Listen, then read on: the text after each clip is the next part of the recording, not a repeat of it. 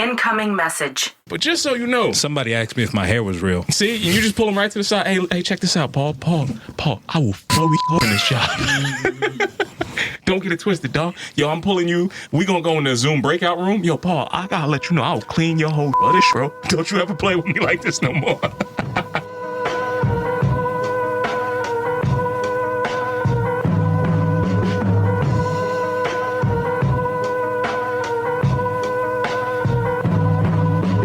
What's going on, fam? This is KR Jones of the Off the Strength podcast, and I am here to tell you to like, listen, subscribe, and if you're feeling freaky, visit offthestrength.com. That's where you can go and get more information on us. That's where we can link, we can build, we can connect, and let's make this thing work.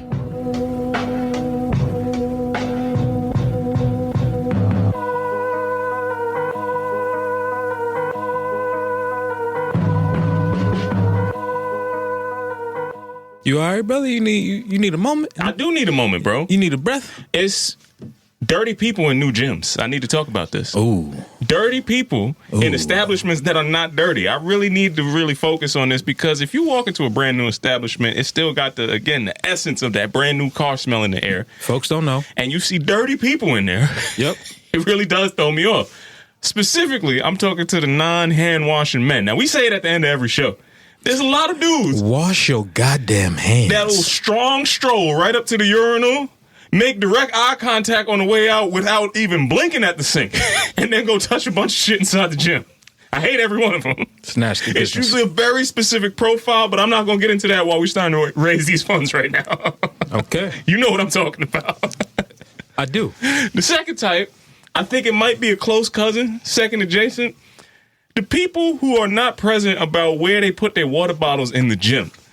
So first, let's just hope that these water bottles are getting washed somewhat regularly. Okay. I know they're not. But that same ilk of person, Kyle, will come into the same bathroom calmly and place their water bottle on top of the urinal. Mm-hmm. Sit it on the urinal. Yep. Take that same water bottle. Full contact. Still skip the sink. They go to their bed later at night. That's what I'm saying. Because they're trying to hydrate I need to after say the hydrate. foul activity. But yes, continue. The life decisions is just all over the place, man. It's so many Contact people tracing, yeah. that I see with it. It just disgusts me, man. I can't get over it. I'm going to address the latter first.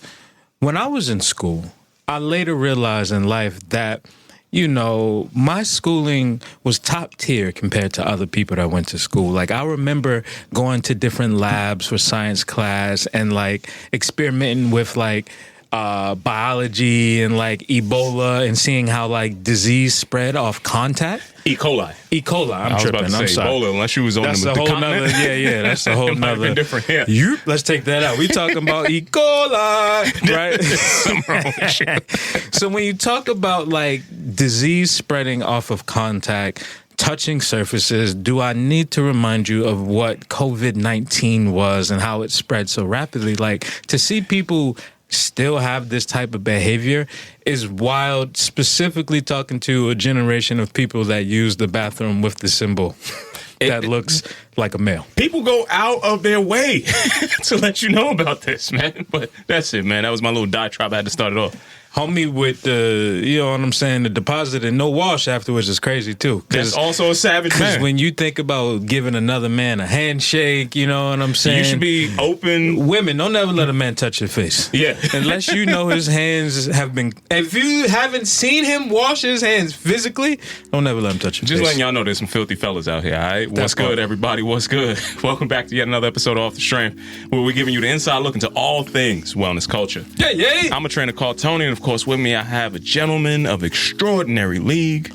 KR Jones is in the building. That's right, folks. We are back. And ladies and gentlemen, boys and girls, listeners of all time from near and far, you are now in store for a treat because it's the return of the variety show. That's when we give you our best foot forward. So hopefully you take your best foot forward. You do that two-step, that tango, whatever it is you need to do to make it on through the week with the best goddamn wellness information available. Yay! And I'm going to stay on this wellness this week, Brother Jones. How are you feeling, my friend? How has your week been? What was your wellness journey like? It has been a week. Pause for a second. There's a gaggle there's a whole usherance in of a bunch of people inside. You know, we live on the block of the rock. I don't know if this is going to make the final cut, but yeah, we have some migratory patterns that are happening in New York City as the weather's starting to break. You know, we got people from all over the tri-state area coming right through the block of the rock, and they are right inside here. Now, we got a whole host of people inside, Kyle. Not all of them always are going to be the brightest bulbs, and this looks like a gaggle of some dim bulbs over here. But we see them. There you go. That shit is crazy. The migratory patterns. You know, it's springtime in New York City. You're bound to see all types of things flocking back and forth. Did you see the breakdown of LeBron's chase down block? They compared it to like a gazelle and a lion chase. It was like the dude from the Clippers was going up for the layup. LeBron was looking at him and just knocked it out there. I need to know who was making that comparison because it could go left real quick. I don't like it. Like, which sportscaster Speaking of my week, Tone, you know, and going left, man, it has been a hell of a week, packed with meetings and ideas, and I have come to this point in life. Let's hear it. And this point is me realizing that I need to adapt the CEO mindset while maintaining a custodian level of work from the ground up. I'm glad that you've arrived to that. You know what I mean? Like we often talk about being in spaces and speaking to everybody from the cleaning staff to the CEO the same way because they're human. But to take on that workload as a whole is a completely different commitment. So that's kind of been the bulk of the week. It's like really getting my ducks in order. You know, they say when you get your ducks in the line, that's when people start shooting at them. You know what I'm saying? But hey, you miss 100% of the shots you don't take, Tom. There's a lot of analogy in all of what you just said. I'm trying to make from the waist to the hip. I take them all out. Boom, bow. You know what I'm saying? Boobity bop, bop, bop. I think he might be having a stroke, Hassan. I'm not sure what's happening with Kyle right now. That's what you want, man. But I understand what you're saying, I think. You picking up what I'm putting down, brother. You know what I'm saying? I'm definitely with you, man. One, I just do appreciate and champion the ability to be in the leadership position, but knowing that you got to do more work than the person that you hired last. Because that's really, honestly, Kyle, there's no way out of this situation alive if you don't have that level of work ethic and that level of foresight in there. And I, too, was reminded of that this week. First, I just want to start off with how we kicking off today. Today, by the time you hear this, would have been 420. Okay. I started off the day meeting up with the homies over at Social Cycling because they kicked off the day with the 4:20 a.m. wake and bake ride, man. But before that, I was in the gym. Because I, too, sir, know that I got to put that cash in before I can start cashing those checks, man. I got to be in. If we doing all this gym stuff, we got to be on point. So you got to pay that fare, bro. Before the ride, I got to get my full body karate in there, you know, and I do definitely appreciate that we started off the week strong because I definitely got a chance to get some full body karate in with my brother over here, too, a couple days prior to that, you know. And, again, back on the bike and back in motion, all of that stuff happening in a week makes it easy to forget that, you know, our daily happenings as wellness professionals do still have a very high physical requirement. You know, getting to spaces, getting back and forth in there, and then still being able to show up in these spaces where we have to have higher level conversations. We're not just talking about the physical attributes anymore. We're not just even talking about the level of instruction that we can give to people. We're talking about forecasting and getting out into, you know, really trying to scale and structure what the next level of generational business is going to look like for us, at least in some of the conversations that we had recently, right? Yeah. I got to be reminded of, fresh off that Fabric meetup that we had last week where all the startup people was getting together, shouting out Yumi of Flex and Fly. Kyle, that conversation that we had with her kicked off a whole lot of different types of thoughts in my week, man, and I wanted to bring that up for you because I want to tie it into what we're going to get into for this Ask the Professionals. Okay. Yumi, straight up and down, put us on the spot, to be honest with you. Yep. She has seen in us something that I really do think has always been in the background of what we do, but we never put it in the forefront, right? Yeah. So she's challenged us somehow, some way, to really be the custodians and the people who help usher in a new era of men's wellness specifically. Is that right? I would agree to that. You know, and started even campaigning for us to do that immediately right on the spot. And different people who also, after hearing her campaign for it, said, yeah, that's the thing that we need. And Kyle, we switched up so early on in the show where we were talking about fitness specifically, giving you insight look into fitness culture, to wellness culture that I, to be honest with you, don't even recognize that we were carrying that torch for such a long time that people would start to look at us for that. Yeah. But one of the drawbacks is we never really specifically define what men's wellness is for us. I would have to disagree to that, brother. Okay, so maybe in this Ask the Professionals this week, I want to get to the specificity of being able to have other people be able to identify you about what you offer. So Kyle, with that as the point of departure, I want to ask you, what does men's wellness mean specifically to you in this week's Ask the Professionals? Interesting that you laid the question out that way and tying it into the week. I see what you did there. It was a little Euro step to getting to where we need to be. I gotta poke the bear every once in a while. Little tango, little two-step. So when I think about the redefinition of what men's wellness is, for me, it's a lot of the same conversation we've always been having. When we get into the conversation of like your purpose, right? Like, what do you feel you're here to do? If you take it a step further and get into like your age and then think about your responsibilities of like, so then who are you providing for, right? Because as a man and you're 30 something, if you don't have a wife, you got a girlfriend. If you don't got a girlfriend, you got some hoes on the side. If you fortunate or, you know, decided to be a parent, then you might be dealing with multiple kids or another child, or you have family stuff, right? You've got a brother, you got a cousin, you got a mother, you got an aunt, you got an uncle. You've got somebody that needs your assistance in helping them live a more comfortable lifestyle, right? On top of your job and how you make money, right? On top of your, I'm going to say wellness in this sense, on top of your routine, right? Like what type of rituals do you have that allow you to stay fit, to wake up, to stay motivated, to be in motion? And when you add all of that up, that's not one thing, right? That's your mental, that's your physical, that's your spiritual, that's your fiscal, and that's your, what's the last one I'm missing, Tom? Community. That's your community, right? Because all of that is intertwined. And we can't live in a world where we continue to separate each and only fill up what bucket is convenient or accessible at that time. If you are lacking in any one of those categories, there's a blind spot in your game and it's going to affect you in a negative way. So not trying to balance everything, but finding harmony amongst all of those things and having a space that you can talk to somebody about this, having a community that you can pull on, right? Like having a practice that you can rely on when you're not having the best day and you just need to work out to move some energy around, right? Like having the money and the means to actually do the things that you want to do outside of what your job is, because we can get into the conversation of people identifying their work as their personality and who they are, associating that with their value. That's a completely different thing. But to be able to have all of that in one place is the space where the redefinition of wellness, at least for me, starts. And once you have answers to that, you can move forward. Yeah. So some part of where I take that in is telling me or leads me to the idea of ubiquity.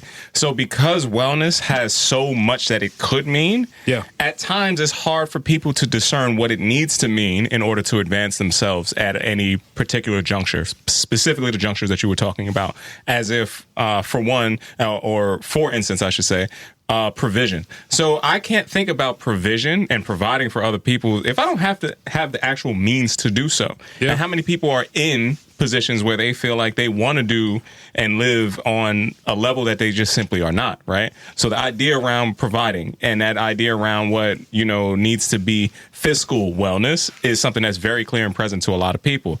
When you have turmoil in one of those areas, one of those pillars, it's very hard for you to try to think about what your future self could do at a better level, right? So you might not be able to get balance across all of those. It's kind of like you starting off with your 2K player stats, right? You're going to have certain stats higher, certain stats lower, and then you're going to have to try to work to get those attributes to be what they need to be.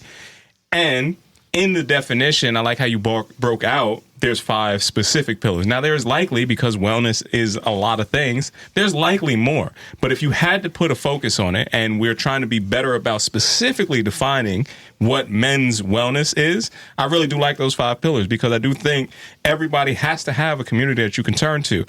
Much like You have to have a community that you can turn to. You have to have the awareness of what, your provision status is or your financial status is. You have to be able to put that all in the same thing. If you're thinking about physical, well, if you can't master how you move, what you put inside your body, how much you're sleeping, getting all the rest of that, how are you going to show up for any of these other people if you're left out in the cold over there, right? You have to think about and appreciate all these other areas of investment in order to get the advancement that you actually want. So I do really appreciate that.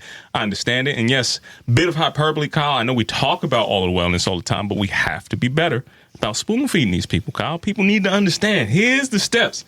I gave you a manual. Rules to this shit. Born with a silver spoon, Miss Hawkins. That's how you feeling?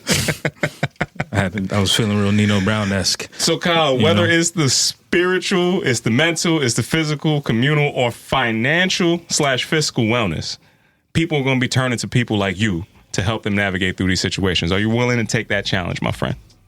Yes. All right. That's all I needed to know, man. That's it. See, that's going to be the Ask the Professional segment this week. Ask the Professionals was brought to you in part by the On the Move bag by Off the Strength. That's right, Kyle. So I can't talk about anybody else getting their bag together without letting them know that we have a bag that they can get together with. You're damn right. Now, this bag in particular, again, crossbody sling, that is also going to be thinking about how you physically move your body. This is the only bike bag that's got your back off the bike, Kyle. I'm going to go ahead and put that out there. The bag got your back. The bag got your back. So if you haven't seen it, make sure you go out and check out that Dynamite video that the brother KJ produced. And we're going to have some more stuff coming out as, again, the migratory patterns are happening. We can get back outside. We're going to have to show them what some full body karate looks like on those straps that come with the On the Move bag by Off the Strength. That's going to be it from that side, Kyle. Yeah. Now it's going to be time to get into a little bit of the good. All right. A little bit of the bad. And I got to talk about some ugly this week because there's some things that's happening that I really had to shake my head at, my man. And it's time for this week's episode of Ripped from the Headlines and Brother Jones. What's the word? First thing out, I'm really going to be honest with you. I was kind of nervous about talking about this topic, but it keeps coming back up week after week. Okay. Have you been paying attention to what Planet Fitness has been doing in the last 4 weeks? I can't say that I have. So Planet Fitness, and for people who haven't paid attention to this on the episodes prior, has been one of the top performing fitness stocks for, I would say, since the pandemic started. And just to quick explain, they also have this utilization model. Really, the underutilization model is the thing that really drives them forward. We talked about how they got all these new memberships right at the beginning of January when Meg was out there. Everybody was in Times Square, purple and gold, like the Lakers showed up in New York City. We seen it. Yeah. Right? The whole idea about why this company makes so much money is because they count on you never showing back up to the gym. I'm going to make this so cheap that whenever you think about this space, you are okay with throwing this money away. That's really what the whole business model is based on. Donations is what they pride on. But they also make a distinct point to be a judgment-free zone. That is all over in their marketing. Every aspect of their marketing talks about how they do not judge however you show up. And even so, they cast people out who judge. So it was an issue when they started having some real turbulence and some real trouble around who was using what locker room, Kyle. So now in the judgment-free zone, the former CEO, and I have to lead the conversation a little bit, former CEO jumped all the way out the window and he made some statements that I don't feel confident about reading on this podcast right now as we do our financial race. Why not, Tony? Go ahead and just give us a rundown. You know why. Just give us a paraphrase. He was having very 70s level thoughts for a very language. 2024 level conversation. He was painting in colors we don't use no more. He was using old school slurs as new school descriptors. This is when you get to some real issues. But seriously, they had to change CEOs after a bathroom debate has gone into a full-on blow-up, right? So their new CEO of Planet Fitness is now requiring unconscious bias training for anybody that's in AC level and above. And she's done this previously at her other jobs as well.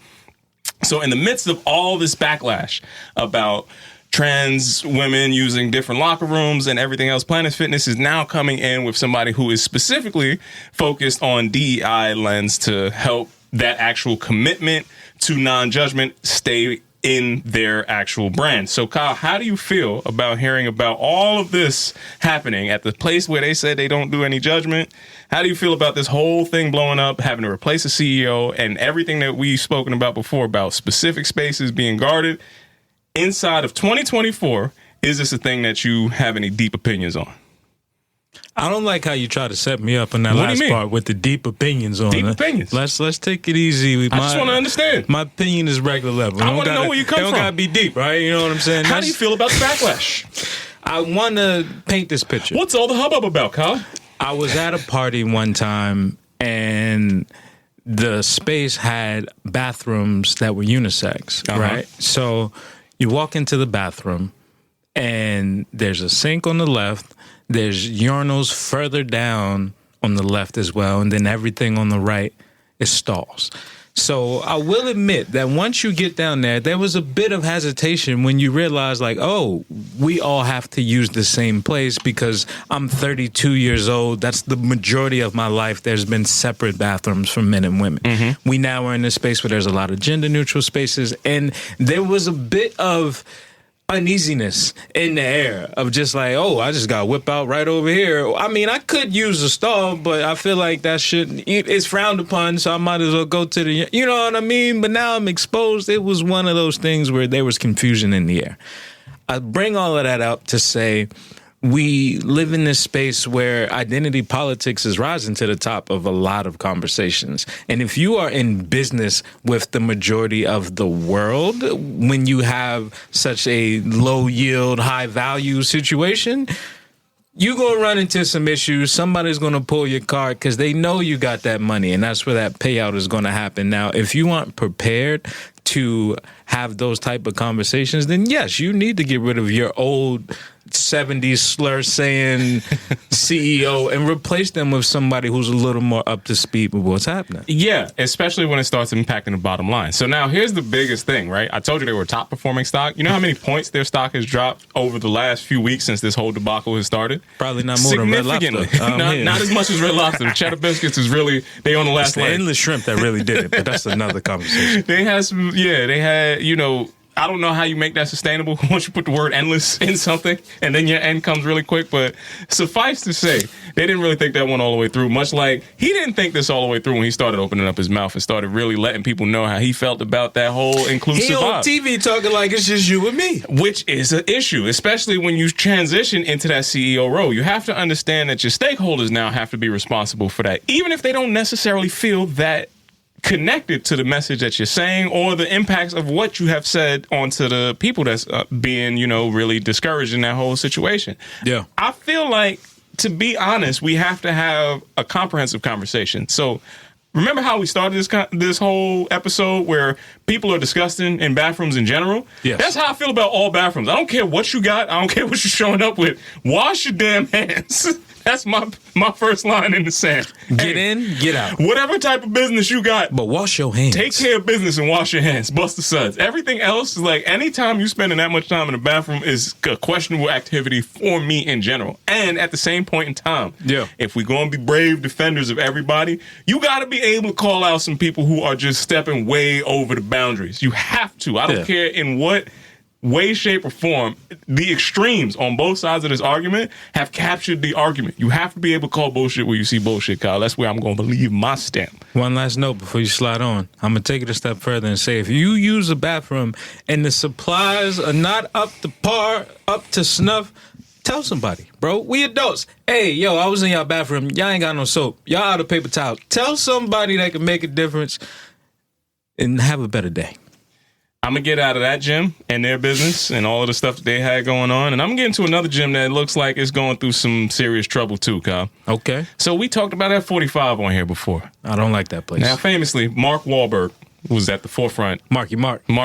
You know what I'm saying? He was at the forefront of this company. It's always been nasty business in there. Wahlburgers, everything else. He's been trying to keep it going, man. But this week, did you see that David Beckham is suing his former friend, Marky Mark, for the turnaround of this business as F45 stocks have continued to plummet and the business is completely on its last leg. Now you're starting to see friends actually break up in this, man. So for a number of consecutive months, F45 hadn't shown any of their tax returns, hadn't shown any of their profits and revenues losses, and it's making everybody who was at that C level above look all kind of crazy, right? Yeah. So when you have business that is established by these two people who have, I would say, a fair amount of celebrity to them. You know, we always talk about... We're not comparing David Beckham to Mark Wahlberg. But they're still national and international celebrities. But their stars are in two different places. But I'm saying that when we hear about the press announcements when the celebrities first start these fitness businesses, we never hear about all of the shit that goes on in the back end. That's the only part that I'm saying. I'm not comparing them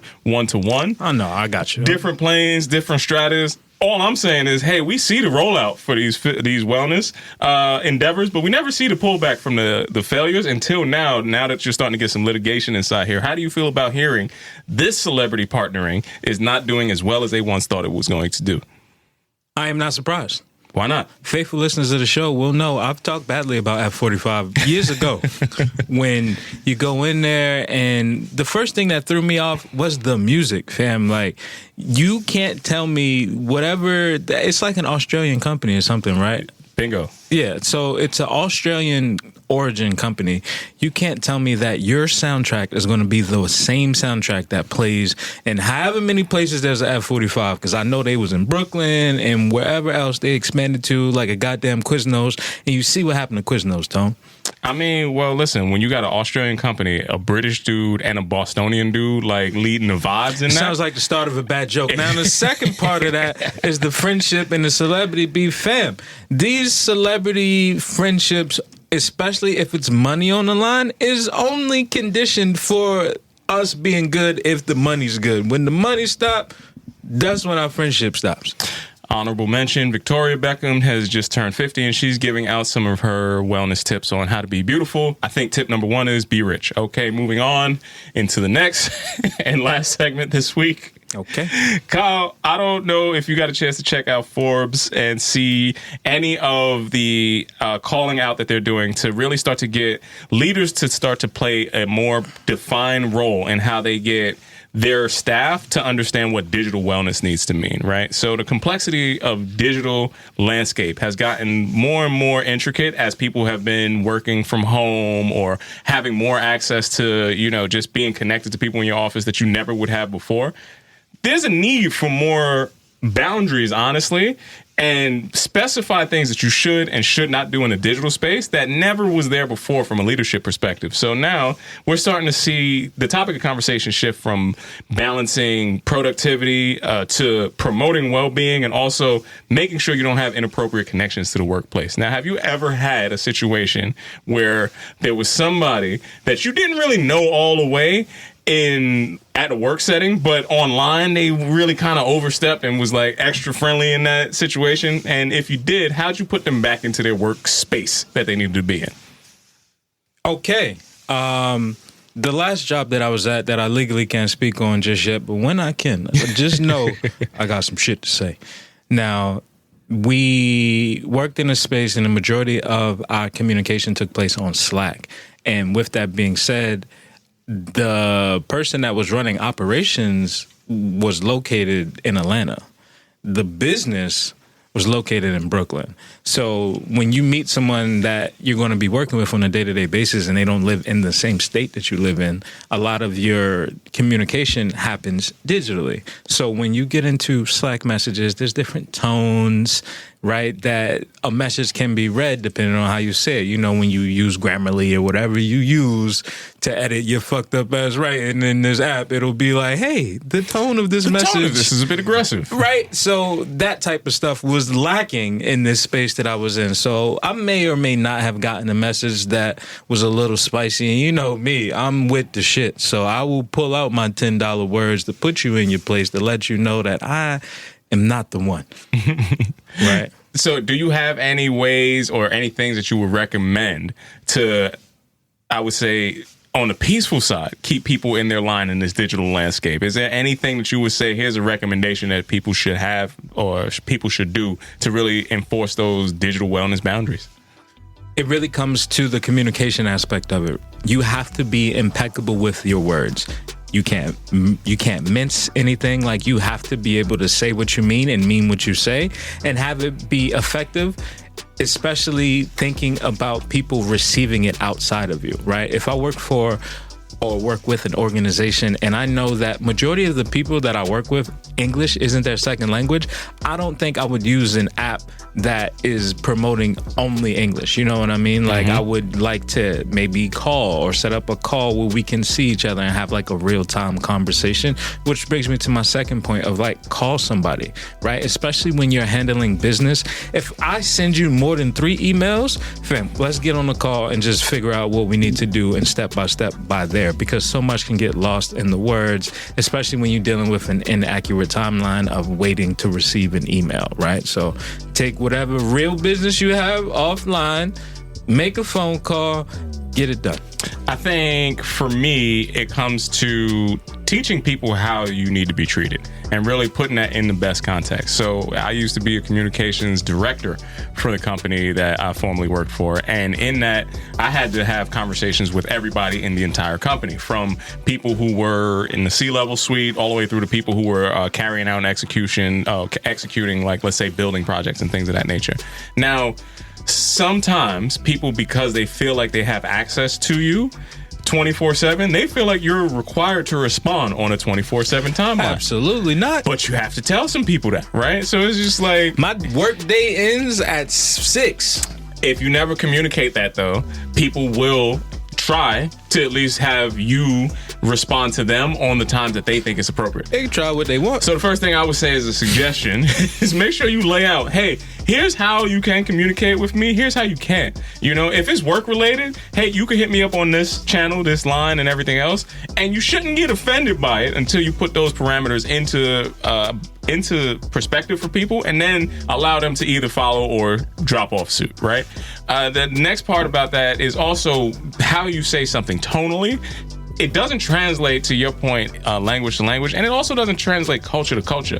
So sometimes somebody could get real froggy in a joke, and this is where I have to like intercede and come back and forth. Hey, listen, we don't have that type of relationship. We do not. I just want to let you know that while I'm here. Tell me one froggy joke right now. Come on, just lay it out there, bro. I know you got one, right? Well, I too, like you said, have you, as you transition from your space and you haven't had an appropriate amount of time. Okay. In between that, I might have to hold on to a couple of those jokes. Whatever, man. For a later time and a later date. But just so you know. Somebody asked me if my hair was real. See, and you just pull them right to the side. Hey, check this out, Paul, I will fuck you up in this job.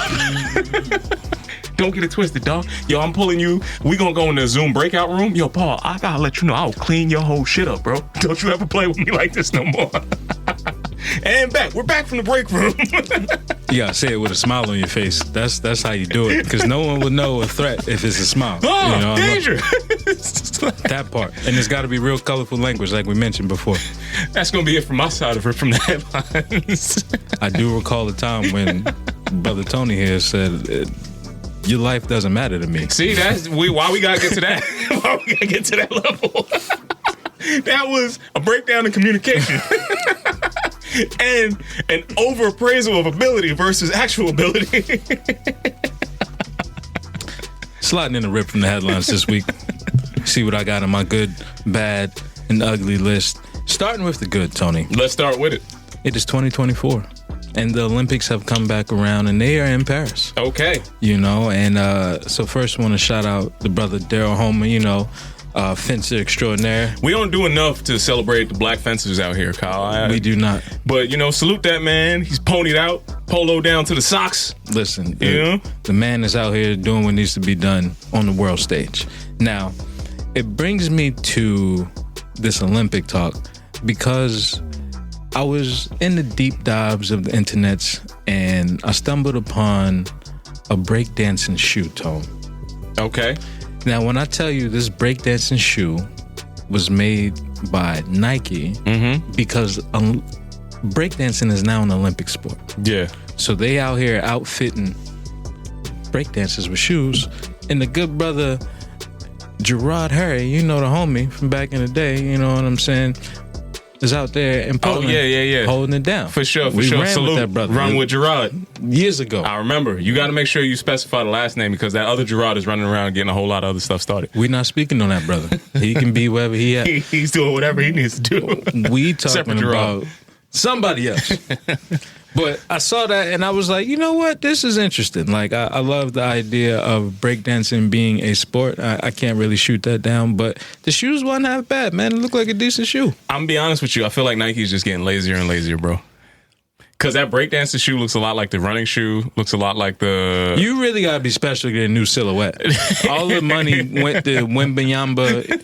They tried to make it for Zion. Zion was a bust. Yeah, I don't know. They don't have another LeBron, and they've been trying to force it, man. Nike, I feel like, I don't know who's in the design team at Nike, but they run in the same plays, bro. I think maybe I'm just getting a little too old. $46 sweep. I've seen the upside down swoosh too many times now. Not everybody deserves the upside down swoosh, bro. They pulling to the left, man, every time. You know what's going on. Now, sliding out of that, we're going to get into some of your knowledge, Brother Tone. Okay. Now, when I say boys to men, what comes to mind? I don't ever want to see you again. Okay. That's where I was at. Hold your right. That's where we going into that. Listen, Boys to Men was one of those male boy groups that like really just put on, right? They weren't like thugs or they didn't have an image that was crazy. Nah, they were like Black Prep, you know? They just was providing good songs. They were in the same time frame as A Different World, the Cosby-esque. You know, we needed to have the, the safer R&B group out there. That's what they provided. Short anecdote. When it was senior year at my high school, we have like a senior farewell program. Everybody's in the auditorium. You played the baritone voice? You came in there? I did not. Hey, girl. So what happened was there was someone that came to speak to us, and they was just telling us about, life and all types of stuff. We were impressionable. Out of nowhere, like it was getting towards the end, and somebody just bust out, although we've come to the end, like with the whole auditorium just singing, like just in unison. It was a peak black moment, I will say. I like that. Like I can testify that I was in that moment. Peak blackness was achieved. Peak blackness was achieved when everybody just bust out, into the road. Now, I'm doing all this Boys to Men talk to set you up for a quick quiz. If you had to name... I'm going to give you two members from Boys to Men. Just fail right now. Just give me two members. Nope. Come on. Nope. Somebody. Nope. Well, when I talk about one in particular, I want to talk about a brother named Wanye. Okay, yeah, for sure. You remember Wanye. Yep. That's the name you can't forget, right? Mm-hmm. Now, what if I were to tell you that Wanye now has 4 sons? Okay. They are all named Wanye. Nope. So it is... the second, third, fourth? All the way up to the 5th, because he's the first. You see what's happening there? Okay. They now... have a R&B group called Juan Moore. Nope. Wait, all his kids it's him and his kids? Or is it just...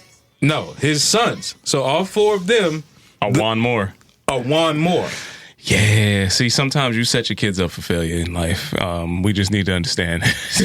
If your homies don't have seeds, you got to have 4 and then make them to be the people that you wanted to be. You know what? Is he not running the same play twice? Did we not just talk about that? Shout out to them for doing what they want to do, hopefully. That's where I'm going to leave that. I don't want to be disparaging in this situation. Moore, that sounds... It's 4 Wanyes. Sounds like a lot.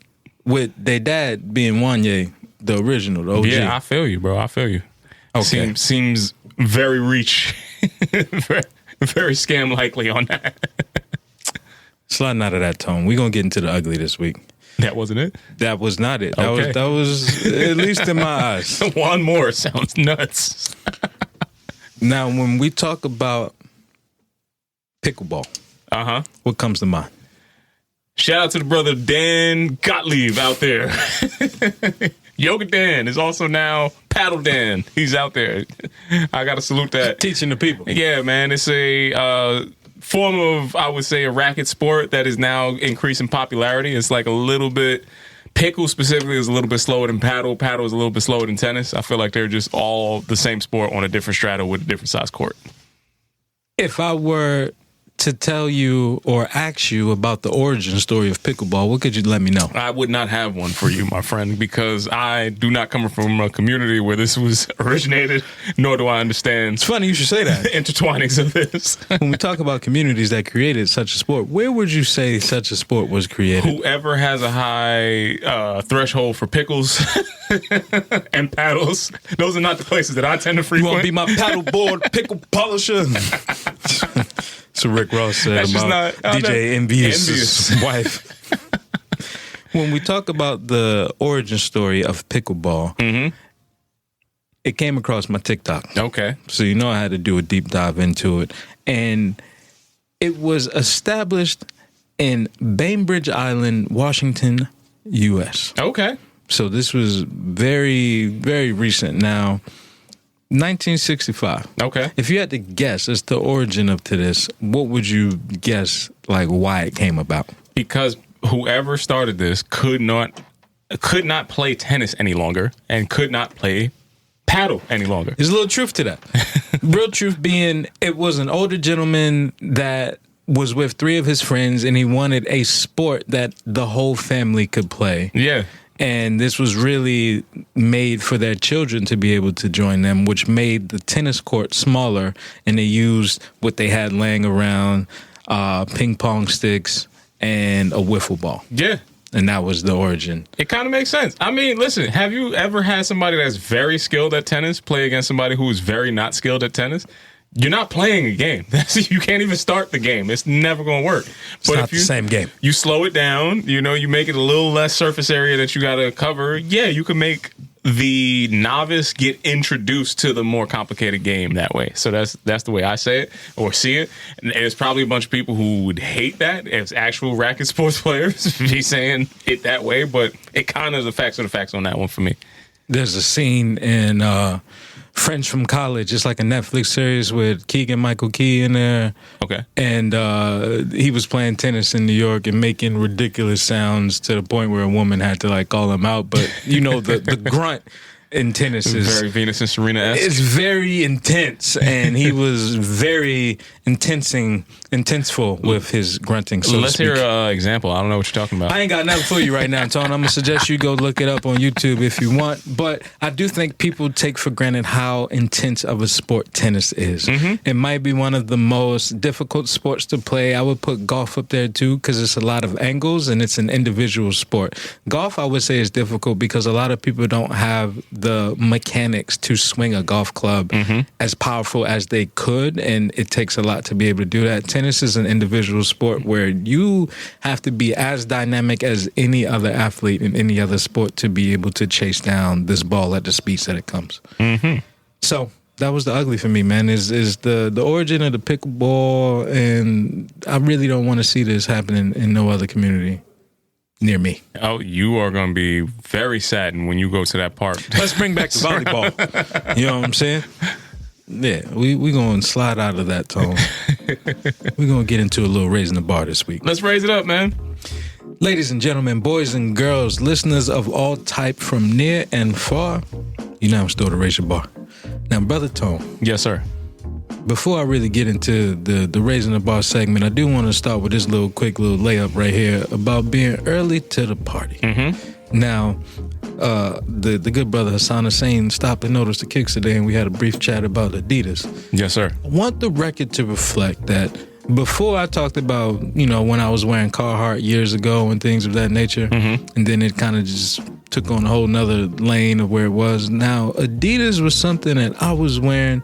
I'm not going to say I was on that ground level DMC, you know what I'm saying? My Adidas. I was about to say, shell I gotta toes. pull your car, bro. I'm not going to say that that's the lane that I was in by any means, but this is the picture that I'm going to paint for you. I'm slow walking with you. When I was in high school. Okay. Right? What year was that?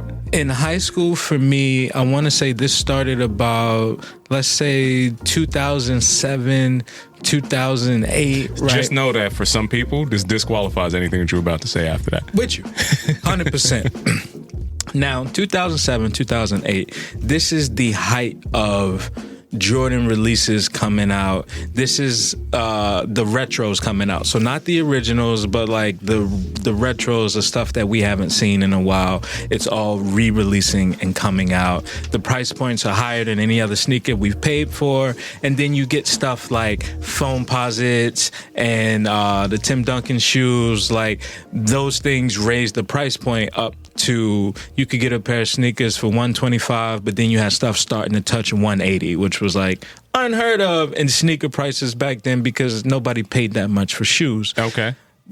Not the world that we live in present day. Now, when I was in that zone, right, in that place, I had to buy my own shit. I was working at McDonald's. I was, you know what I mean, I was on the fries trying to make my way to the drive-thru. You get what I'm saying? I'm stacking my coins. I had to pay for my own stuff. So I'm like, you know what? It's a place downtown called Sport Smart that got mad Adidas that you would never see anywhere else, right? So immediately I understood the value of a lower price point because I could get a pair of Sambas, I could get a pair of Giselles, right? And they would be like $60. It would be like $80. And I could get two pair as opposed to this dude that just spent $200 on a pair of J's that everybody's going to see him wear every day. For that same price, I got 4 pair of shoes that I could just freak the whole rest of the week. I was styling Adidas heavy when there was a Jordan World going on and Nike and all of that, and it ran into my college days, right? So I say all that to say that when I got to college and I was downtown Brooklyn. What year was this? This was 2012, 2011, you know what I'm saying? I was heavy in my Samba bag, right? And just my Adidas bag as a whole. I got photo evidence to prove everything that I'm saying here. Okay. Now we are in this resurgence of Adidas, fam. Like I'm just curious to see how we got here and also talk about being early to the party because we're talking a solid decade. I'm going to let it cook. I'm letting you cook. Let this man cook. We ain't gonna talk about how I bought back the Huarache. That's a whole nother story. I've heard your outlandish claims many a time. It was just kind of like the regional bias. That's how real my influence is, Tom. But we not going to talk about that. One day you'll understand and we can laugh about it. But we're going to talk about this Raising the Bar segment this week. I'm letting you cook. This segment came to me as a lesson on a bike ride. Tom. Okay. Now I'm gonna paint this picture for you, right? The idea of pushing yourself past or pushing yourself harder despite being tired, right? Like we all know what exhaustion feels like when you get to a point of you on that last rep and you're like, should I still do that 3 more, that 4 more I had in the back of my mind, or is this my stopping point, right? So I'm on the bike and I'm playing the green light game, Tone. Now, are you familiar with the green light game? Not according to you. Tell me what the green light game is. Green light game is, in a space like New York, there's a lot of streets and avenues, right? So if you're on a street, specifically one with a bike lane, you could pass 8 different streets that all have lights. And if you get one green light at the right time, you can ride it all the way out for a little bit before the series of lights turns red. Okay. So the green light game is like me being able to get 8 to 10 blocks before the light turns red and makes me have to stop or run a red light. Okay. So I'm running this red light. You know what I'm saying? I'm already past like my 4th one. You know what I'm saying? I'm 4 down and I'm staring down at this next light. I'm approaching the red and I'm feeling like it's 4th quarter. Game is on the line, right? Do I push it? Or do I sit this one out, right? I see the little clock is counting down. I got about 4 seconds, but then you get 4 seconds after the light change, depending on the intersection and where you at. Like, you got to know the city and the streets that you're riding on, so to speak. And it brought me to this idea of like, life right now. Brother Tone, as I paint this scenario on 2 wheels, I can't help but think of the metaphor that I'm translating into life here. Now, we often talk about the gamification of life, and when the game is on the line, what does giving your all actually look like is the question that I'm going to ask you. Okay. Giving your all looks like picking up and starting when you feel like finishing. And to really dive into it, it's understanding all the frustration that you come into putting up an exhaustive effort and realizing that that effort is just simply not going to cut it to go further forward. So it is calling on a mastery of skill level and also a thought around perseverance. I know I say that word a lot, and it's something that I really have to hearken to, but it does come up as a requirement for you to put your all into something. You got to be able to show up not just when stuff is going good, not just when it's convenient, not just when it feels like it's an easy shot for you to take. You got to take ownership of the stuff that you honestly don't do good. Be honest with yourself. Show up for those spaces. Not saying that you need to be perfect, but do your best in the areas that you know you need to be better at. And that actually ends up getting you closer to putting your all in. Now, the point that I want to bring back is you've given your best, right? Like this scenario specifically is you've given your best, you showed up, but at this point, it's almost like, where's that next level of, I got to keep pushing forward, or let me rest in this moment, right? And reset to get ready to get right back in the game. Like, where do you draw the line on that threshold and crossing that, as far as giving yourself that space to, all right, you know what? I have been here. I do need some rest, but the game is on the line. Like, I want to think about strategy. It's tough because I think if you rely on rest too much, you're going to end up living with the regret of not putting your all in. And your assumption has to be based off of not just what your timeline is, but what the world's timeline is relative to whatever your opportunity is, right? So if you really do think you have the time and the benefit of rest, like, honestly, in a lot of situations, that is a something that you can't account for all the time. You know, we're about to go into the playoff seasons for basketball. You know how many people need rest right now, but they don't have the benefit or the ability to rest right now, and they need to show up and be there at their best form. It really depends on what level of competition you're talking about, right? If you can't handle that level of pressure, you also don't need to play at that level of strata. I think that's probably the best way to delineate that, right? It's not meant for everybody to do. It is something that has to be tireless at moments, but when you do have an opportunity to take that rest, you take that in stride, you know, take that in stride, knowing that you've left everything else out on there. But if there's anything inside of you that knows that you didn't give it your all, I feel like that stress, to me at least, is going to be more pertinent going forward. Because now you always got to live with the fact that in the back of your mind, you did some bullshit when you could have put something more in. And if that's the case, I'd much rather live exhausted knowing that I did try everything as compared to being well rested and half-assed.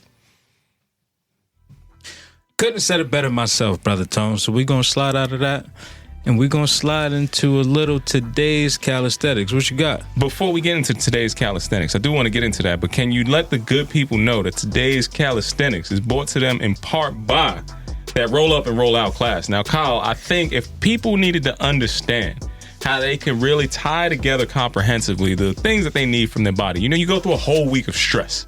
You're trying to do everything you can. You're trying to make it up to that next level in life, and you're really trying to break in to something new. But sometimes you do need to have a moment where you do relax. Kyle, can you let the good people know about why Roll Up and Roll Out is a place that you need to turn? Roll Up and Roll Out is a space that I've been able to cultivate for people to come and stretch to get better, right? You don't take the time to intentionally stretch, especially if you're doing a lot of heavy movements, or even if you just never take the time to stretch at all. You need to put yourself in an environment, and that environment is Wednesdays at 8 p.m. Frequency Movement. There we go. See, now after that quick commercial break, Kyle, go ahead and let the good people know how they can, in fact, get into today's calisthenics. Now, as you alluded to at the top of the show, when the people hear this, they will know that this has taken place on 420. Mm-hmm. Now, this day in particular, Brother Tone, happens to be our anniversary. Do you know what today is? Hey, take it easy, fam.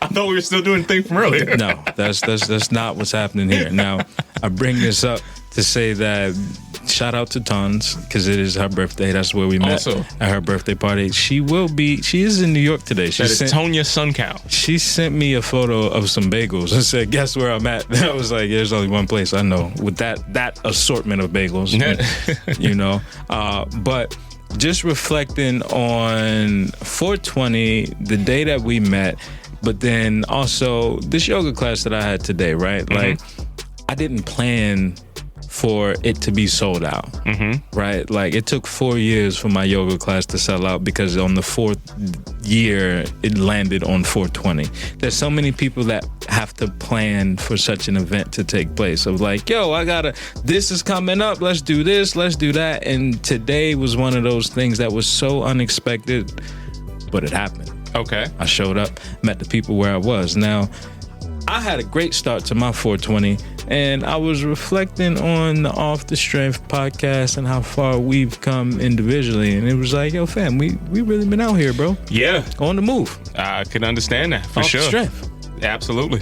Now, I don't know what year we actually met. Do you have an actual definitive date? It was one of them days that you was trying to say that you invented Adidas or the Nike swoosh. It was going to be back in that time frame.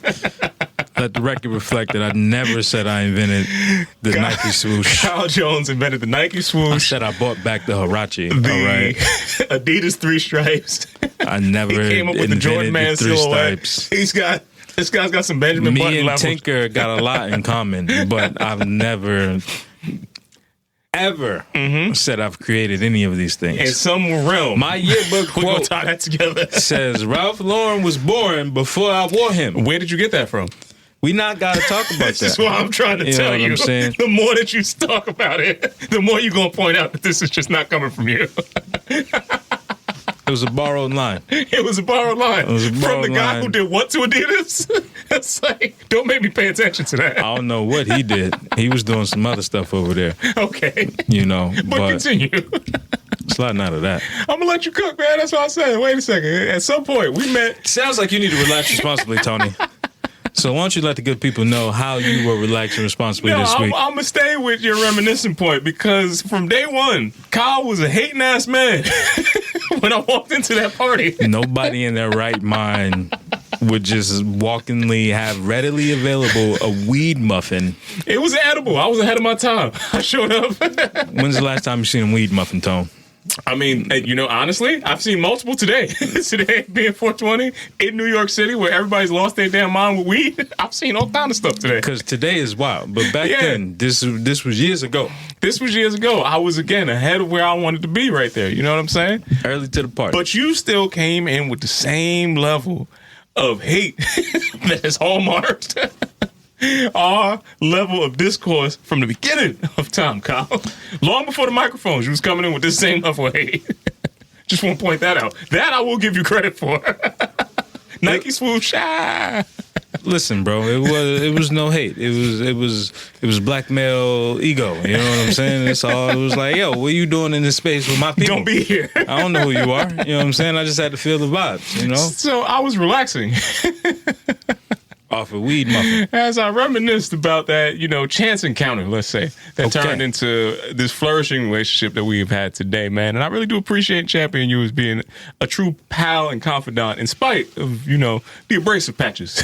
That had to be 2012, maybe 2011. I told you, when you invented the Nike swoosh, it all happened at the same time.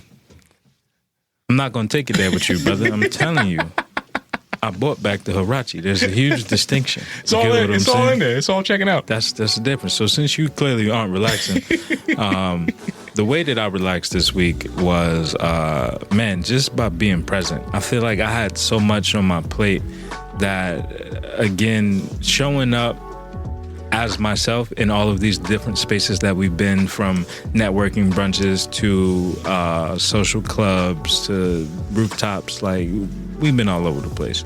And being able to use that as motivation. I've met so many different people this week, from just the homies introducing me to folks, and I really feel fortunate to actually be a member of community. Like, we talk about that and people say that they're a part of it, but community is really being in a space and like cultivating with other people amongst you, right? And working towards something. So just grateful for that, knowing that like, yo, I'm actually a part of community, and a class like today that's sold out with a waiting list is reflective of that. Yeah, man. And in all honesty, I definitely had some time to relax on that same thought process, but I turned back to journaling this week. I got off of a couple of those different introductions and calls and conversations and everything else, and I really just had my mind racing. So it's like, okay, I need to put the structure and order into my day to be able to carry out all of these different things. And my relaxation is going to transition into this hopeful, because I'm hopeful that the follow-up and follow-through continues to be just as strong as all the talk on the upfront side is. There's a lot of people that could say, shake hands, kiss babies, and come through and say, hey, we want to do a thing. You know, it's like, hey, we want to work together, or hey, we really like this, and we want to move in this direction. But the art of following through is something that I will tell you will be the biggest thing that will either deter you from continuing on a path, or it will be the thing that will be your biggest liability as you go forward. Because if you do not follow through, it's going to be something that, again, we go back to that whole what's the vestiges in the back of the mind that's going to be like, damn, I should have, I wish I could have, I don't want to never live in that position. And on the opposite end, it would be like, this motherfucker hasn't called me back yet. It's like, wait a minute, hold on. We got all seen this that time. motherfucker, Bobby? We put how many different exchanges, all the rest of this kind of stuff. So I really do hope everybody keeps that same follow-up and follow-through energy throughout all the different interactions that I had this week. What are you hopeful for, my brother? I feel like that's a lot of hope that I got the same of, because people definitely, they wrist ain't right on that follow through. Faces, you know, tell lies. That ain't the note, but I'm gonna let you cook, brother. That damn sure ain't the note. Man, I'm hopeful for that same sentiment, right? And just people who really want to do the work continue to find the people that want to get the work done, right? Like, I'm hopeful for that marriage. So, well, if they wanted to find the people to get the work done, Kyle, where can they show up and show out, Brother Jones? Could you let them know how they can find us? If you're in New York City, it's the greatest city in the world, come on down to Rockefeller Center, where you can visit us at Newsstand Studios. If you can't make it, you can visit us online at Rockefeller Center or Twitter at RockCenterNYC. That's right. And we are once again brought to you in part by the good brother Brian Perkins on the production tip. And I Did That Productions. Brother Jones, is there anything else that you want to leave the good people with before we peace out? wash your hands. It still is in effect. It's the damn shame that we have to keep coming back and say that. But you know who you are. Especially if you're coming in the bathroom with all kind of extra stuff. You don't need to bring your laptop. Don't bring the water bottle. Don't bring none of that silly shit. And then think that you could just carry on with your regular life. I'm very upset, Kyle. It was jarring. Can't let this go through. I got nothing for that. That's just terrible, folks. Once again, it's been another fantastic episode of Off the Train from a trainer called Tony. K.R. Jones. Peace and much love to everybody out there. Until next time, we will see you soon. Peace.